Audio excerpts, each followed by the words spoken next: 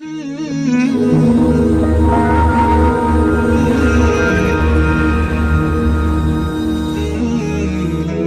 قربان جس کو ہم کہتے ہیں وہ قریب ہے۔ یہ ابراہیم علیہ السلام کی سنت ہے اور میرے نبی نے اس کو زندہ کیا۔ بیچ کے زمانوں میں یہ نہیں تھی، اس کو میرے نبی پاک صلی اللہ علیہ وسلم نے زندہ فرمایا، اور آپ اپنے عید کے موقع پر 2 جانور ذبح فرماتے تھے، 2 دمبے، ایک امت کے لیے اور ایک اپنے لیے۔ سبحان، ایک امت کے لیے، ایک اپنے لیے۔ ابراہیم علیہ السلام سے یہ سلسلہ کیسے شروع ہوا؟ ابراہیم علیہ السلام کو جب آگ میں ڈالا گیا اور اللہ تعالیٰ نے ان کو آگ سے زندہ سلامت باہر نکالا، پھر انہوں نے ہجرت فرمائی اور مصر گئے۔ مصر کا جو بادشاہ تھا وہ ہر آنے والی عورت کو زبردستی ایک رات اپنے کمرے میں رکھتا تھا، تو اس نے حضرت سارہ علیہ السلام کو بھی قبضہ کر کے اپنے کمرے میں رکھا۔ جو ہی ہاتھ بڑھاتا اس کا ہاتھ سوکھ جاتا، پیچھے کرتا تو ٹھیک ہو جاتا، پھر ایسے ہاتھ بڑھاتا سوکھ جاتا، پھر پیچھے کرتا ٹھیک ہو جاتا، پھر ایسے ہاتھ بڑھایا سوکھ گیا، پھر پیچھے کیا ٹھیک ہو گیا۔ تو اس نے کہا یہ تو کوئی اور ہی بات ہے، تو اس نے اپنی بیٹی حضرت ہاجرہ وہ ان ابراہیم علیہ السلام کے نکاح میں دے دی۔ ابراہیم علیہ السلام اس وقت 70 سے اوپر جا چکے تھے اور حضرت ہاجرہ 22 سال کی تھی۔ یہ 3 افراد کا قافلہ ہجرت کر کے فلسطین پہنچا، اور ابراہیم علیہ السلام کی عمر گزر گئی۔ رب ہب لی من الصالحین، یا اللہ کوئی نیک بچہ دے، یا اللہ کوئی نیک بچہ دے۔ کچھ تقریباً 84 سال کی عمر میں اللہ تعالیٰ نے حضرت ہاجرہ سے بیٹا دیا، سارہ کی بجائے ہاجرہ سے بیٹا دیا۔ حضرت اللہ کی حکمت تھی، اللہ بھی یہی چاہ رہے تھے، تو حضرت کہنے کہ اس بچے کو مجھ سے دور کرو، اس بچے کو مجھ سے دور کرو، میں دیکھ نہیں سکتی۔ تو جبریل آئے کہ اللہ تعالیٰ بھی فرما رہے ہیں کہ اسے یہاں سے دور کرو۔ کہ کہاں لے جاؤں؟ کہا یہ ہم بتائیں گے کہاں لے جانا ہے۔ تو جبریل انسانی شکل میں اونٹ پہ سوار ہو کر تشریف لائے، اور پیچھے ابراہیم علیہ السلام اپنی اونٹنی پر، بچہ بیگم، اور آگے جبریل رہبر کے طور پر۔ فلسطین سرسبز ہے، کہیں خشک ہے، لیکن پانی ہے، اچھی آبادی ہے۔ چلتے چلتے چلتے چلتے 1 مہینہ کا سفر کرنے کے بعد جب وہ علاقہ شروع ہوا جہاں کالے پہاڑ، پتھر، کوئی پتا نہیں سبزے کا، کوئی نشان نہیں پانی کا، وہاں سے چلتے چلتے چلتے 4 پہاڑوں کے اندر ایک وادی سی آئی۔ جب وہاں پہنچے تو جبریل کہنے لگے اللہ کے نبی یہاں ہاجرہ اور اسماعیل کو چھوڑ دیں۔ جب وہ آگ میں جا رہے تھے نا ابراہیم علیہ السلام، تو ایک لفظ نہیں بولے، بس نے کہا حسبی اللہ و نعم الوکیل۔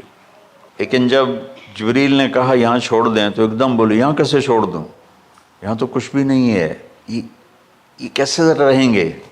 کہ یہ آپ کے رب کی منشا ہے، یہاں اللہ کا گھر بنے گا، یہاں اس بچے کی نسل سے ایک آخری نبی پیدا ہوگا جو پورے عالم کو روشن کرے گا، اب چھوڑ دیں۔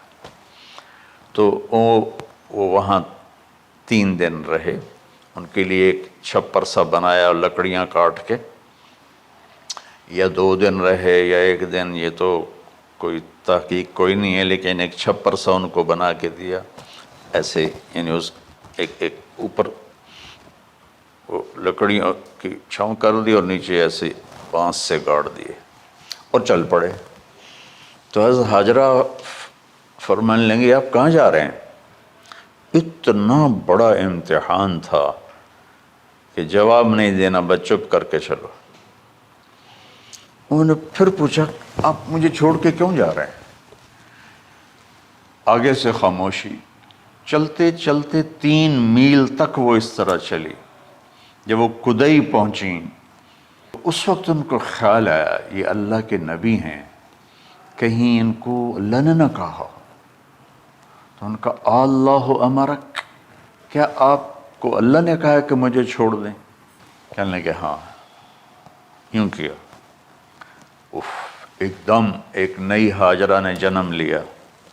کہ اذن، یوں گردن، اذن لن یضیعن اللہ، جاؤ پھر میرا اللہ مجھے ضائع نہیں کرے گا. ابراہیم علیہ السلام بوجھل دل کے ساتھ پیدل چل رہے تھے، دونوں میاں بیوی اونٹنی پہ سوار ہوئے، اور وہ اپنے بچے کو گود میں لے کر ایسے کھڑی ان کو دیکھ رہے تھے. یہ کوئی مہینے کے لیے نہیں جا رہے تھے، پتہ نہیں ہے کب واپس آئیں. اج دے وچھڑے قد ملن گے، جانے رب رحمان. دیکھتی رہیں. انہوں نے ایسے پہاڑی کے اوپر چڑھے کہ اونٹ نیچے اتری، تو پھر انہوں نے منہ موڑا اور واپس اس وادی کی طرف چلیں. کیا وقت تھا، صبح تھی، شام تھی. جو ابراہیم علیہ السلام غائب ہوئے تو ایک دم آپ نے اونٹنی کا منہ موڑا ادھر ہی اور کہا ربنا انی اسکنت من ذریت بواد غیر ذی زرع ربنا لیقیموا الصلاۃ. کیا درد ہے. تو جو میرا رب ہے، یہ اللہ نہیں کہا، اللہم نہیں کہا، ربنا. اللہ تو مہربان ہے، اس میں بھی کوئی تیری مہربانی ہوگی، تیری محبت ہوگی، تیری شفقت ہوگی. انی اسکنت من ذریت، میں نے چھوڑ دیا اپنی اولاد کو. یا اللہ میں نے وہاں چھوڑا جہاں نہ پتا ہے، نہ دانا ہے، نہ پانی ہے. تو جان اور یہ جانے. اس درد بھری دعا نے عرش کو بھی ہلا دیا تھا، اور آپ نے منہ موڑا. ایک چھوٹا سی مشکیزہ تھا پانی کا، اس سے گھونٹ گھونٹ پی کے ان کے منہ میں بھی ڈر رہی تھی. اس مشکیزے پر 3 دن گزرے، پانی ختم ہو گیا. کون اس کے لیے کہہ رہا تھا میں پانی لاتا ہوں، کھانا لاتا ہوں. موت تھی دونوں ماں بیٹی کی. تو یہ بے قراری میں صفا مروہ کی دوڑ لگائی. انہیں پتا تھا کچھ نہیں ہے، انہیں معلوم تھا کچھ نہیں ہے، لیکن وہ اس کو تڑپتے دیکھ نہیں پا رہے. وہ بھاگیں، صفا پہ چڑھیں، نیچے اتریں جہاں وہ ٹیوب لائٹس آتی ہیں، وہاں وہ نیچے ہو گئے اور بچہ غائب ہو گیا. تو دوڑ لگاتے. مصر کی شہزادی اور مکے کے نوکدار پتھروں کے اوپر دوڑ رہی تھی. جب بچہ نظر آیا پھر آہستہ ہو گئی، پھر مروہ پہ چڑھی، پھر صفا پہ چڑھی، پھر مروہ پہ چڑھی، پھر صفا. مجھے لگتا ہے صفا مروہ بھی رو رہے ہوں گے اس وقت، اور مکے کے پہاڑ بھی رو رہے ہوں گے. سورج بھی اس وقت رو رہا ہوگا. آخر وہ مروہ پہ تھک کے گر گئیں. یہ نہیں کہ انہوں نے 7 چکر لگانے تھے، 7ویں چکر کے بعد ان کی ہمت جواب دے گئی.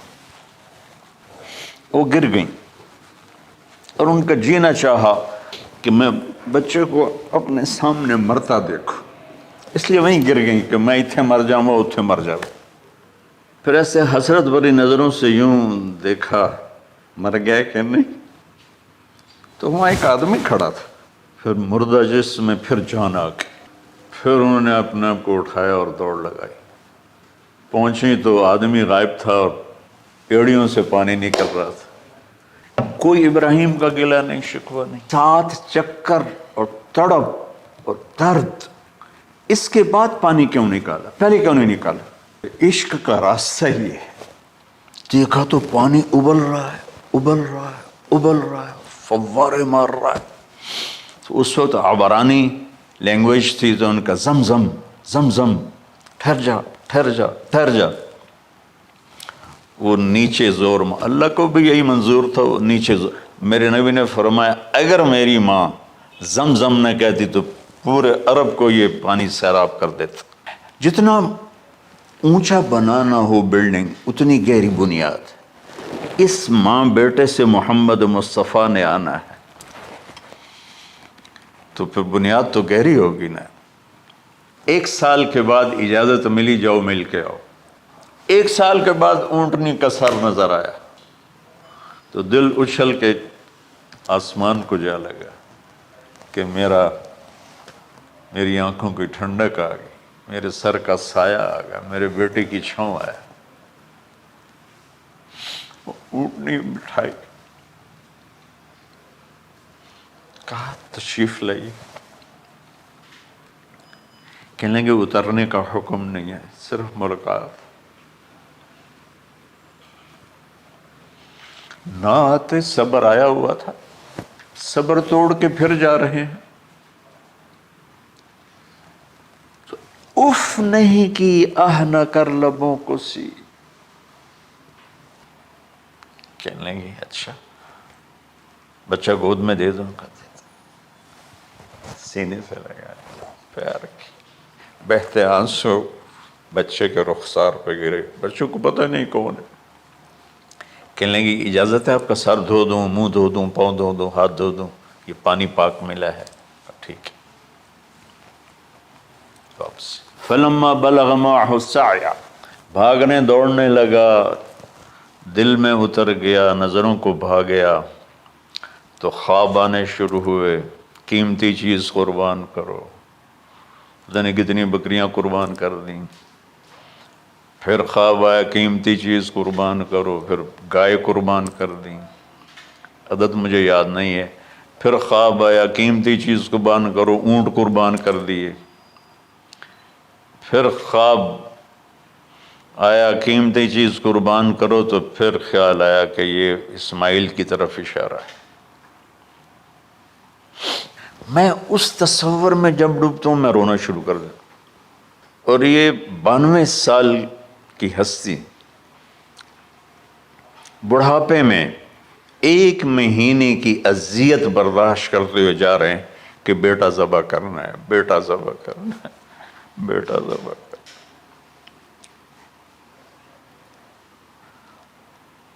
تو وہاں پہنچے تو اب اسماعیل نے جانا ہے کہ یہ ہیں میرے ابا.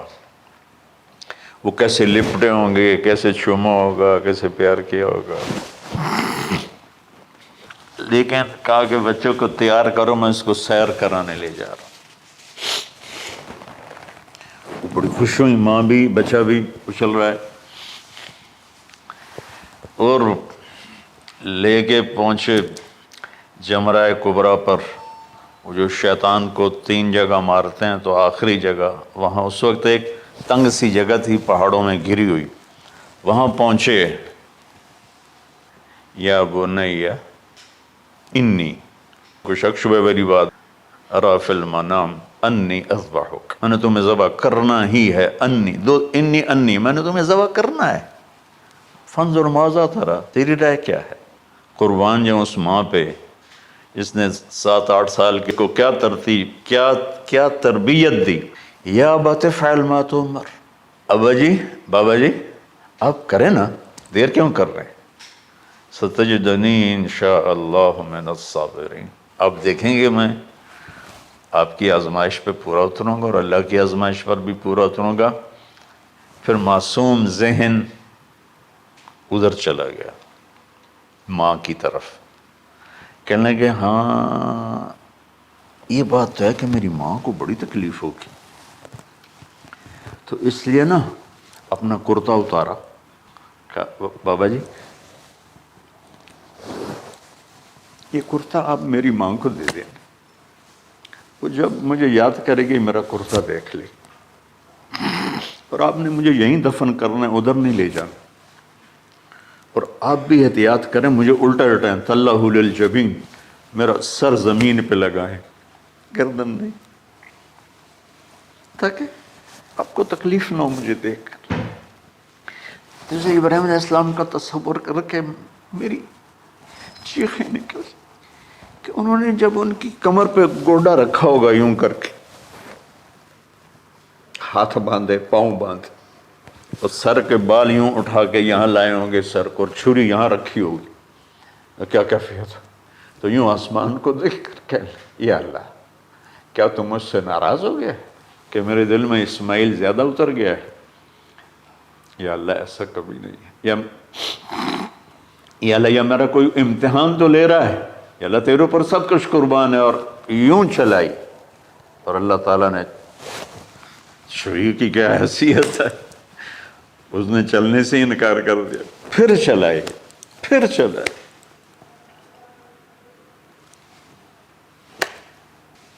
بعضی کتابوں میں ہے تو صحیح، لیکن روایت کی کتنی حیثیت ہو تو مجھے نہیں پتا، لیکن چونکہ یہ ایک تاریخی چیز ہے کہی جا سکتی ہے. گئے اور چھری کو تیز کیا پتھر پر، تیز کر کے جب آئن اور بال پکڑے.